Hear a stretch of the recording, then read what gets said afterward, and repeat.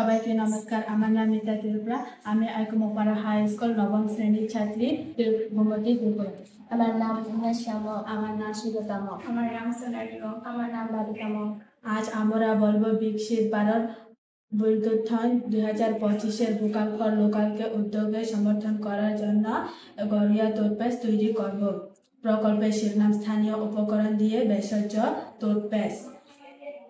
উদ্দেশ্য স্থানীয়ভাবে পাওয়া যায় এমন প্রাকৃতিক উপকরণ ব্যবহার করে একটি টুথপেস্ট তৈরি করব। আমরা প্রতিদিন দাঁত পরিষ্কার করার জন্য টুথপেস্ট ব্যবহার করি, কিন্তু বাজারে কলগেটে রাসায়নিক পদার্থ থাকে যা দাঁত ও মাড়ি ক্ষতি করতে পারে।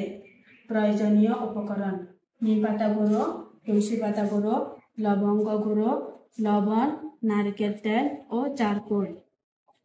প্রস্তুত প্রণালী: 2 চামচ নারকেল তেল, 1 চামচ নিম পাতা গুঁড়ো, 1 চামচ তুলসী পাতা গুঁড়ো, অল্প পরিমাণ লবঙ্গ গুঁড়ো, লবণ ও চারকোল একসাথে মিক্স করে একটি মিশ্রণ পেস্ট তৈরি করুন।